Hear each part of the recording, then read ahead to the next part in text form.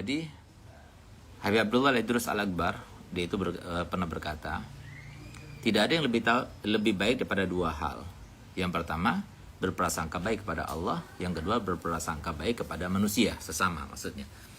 Nah, tapi nggak mudah kita itu berprasangka baik ya, karena itu termasuk akhlak gitu, dan akhlak itu harus dibina. Jadi akhlak itu terkait dengan anggota zahir, dan akhlak itu juga terkait dengan anggota batin, lebih-lebih malah gitu. Nah, oleh karena itu, maka itu tidak cukup seperti saya katakan, tidak cukup kita belajar akhlak itu hanya dengan tahu teorinya saja, tapi harus tahu penerapannya juga gitu loh. Bagaimana cara menerapkannya itu harus kita paham gitu. Kemudian ada Muhammad Zidan, Assalamualaikum, berhadirin ya, marhaba, salam. Assalamualaikum dari Brunei hadir ya, marhaba. Khadijah Ismail sekarang di Brunei dia ya, marhaba, salam. Semoga lancar urusannya insyaallah. Gal ada Z 89. Assalamualaikum, waalaikumsalam. Habib membaca salawat dalam keadaan bercelana pendek kelihatan aurat. Apakah salawat kita itu diterima? Mohon pencerahannya Habib. Nah, jadi kalau dari segi diterimanya dengan cara bagaimanapun ya, itu diterima saja. Nah, cuma ada bacaan salawat kalau kita baca pada saat itu hukumnya makruh. Di antaranya kalau kita itu baca dengan kita itu tidak memakai pakaian, atau kita baca di dalam kamar mandi, itu hukumnya makruh. Tapi kalau salawatnya itu sendiri ya insya Allah ada pahalanya, tapi tidak afdol gitu ya. Ada Wahyu Miro. Habib mau bertanya bagaimana memberi pengertian yang baik saat anak dewasa ketika suami istri sudah bercerai. Apa perlu memberitahu semua kejadian? Jadi begini, membuka aib itu termasuk yang dilarang dalam agama. Terutama membuka aib kepada anak-anak kita. Itu sangat tidak mendidik, dan itu yang menyebabkan biasanya anak-anak dari kedua orang tua yang broken home itu kebanyakan itu tidak berhasil dan tidak sukses itu karena ini.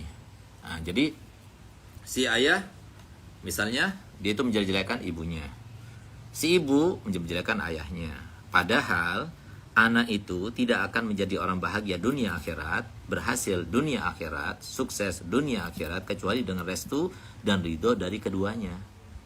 Nah, kalau salah satunya dia cukup.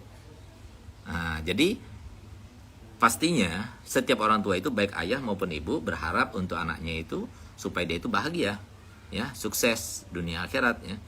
Nah, oleh karena itu maka kalau seumpama terjadi perceraian ya, maka hendaknya permasalahan antara suami istri itu jangan sampai kepada anak-anak. Makanya kan dikatakan jangan berantem di depan anak-anak, apalagi sampai menguak atau membuka aib daripada pasangan tersebut walaupun sekarang sudah bercerai. Jangan ya, karena itu terkait dengan anak-anaknya. Sehingga kalau semua dia itu tahu, nanti akhirnya benci. Nah, kalau benci itu berbahaya, itu termasuk durhaka pada orang tua. Jadi lebih baik kita tutupi yang semacam itu ya. Nah, jadi izin bertanya Habib bagaimana, jadi kalau mau memberi pengertian yang terbaik itu kalau orang tua itu cerai, nah jadi begini, kita ini hidup di dunia dalam keadaan diatur dan ditentukan oleh Allah, bukan sesuai dengan ketentuan dan kemauan kita. Oleh karena itu, maka termasuk ayah dan ibu ini. Jadi bukan maunya ayah dan ibu untuk bercerai, tapi ini sudah ditakdirkan Allah Ta'ala. Tapi ambil hikmahnya saja. Yang penting ayah sama ibu sayang sama anak-anak, dan kamu juga sayang sama ibu atau sayang sama ayah, udah itu cukup Pak gitu ya. Cara memberitahukan itu seperti itu aja ya, gitu. Jadi jangan sampai kita itu membuka aib daripada orang tua, baik itu ayah maupun ibu.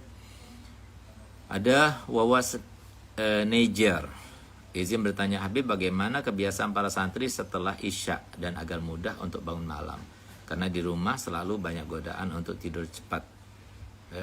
Syukran Habib. Jadi begini, memang benar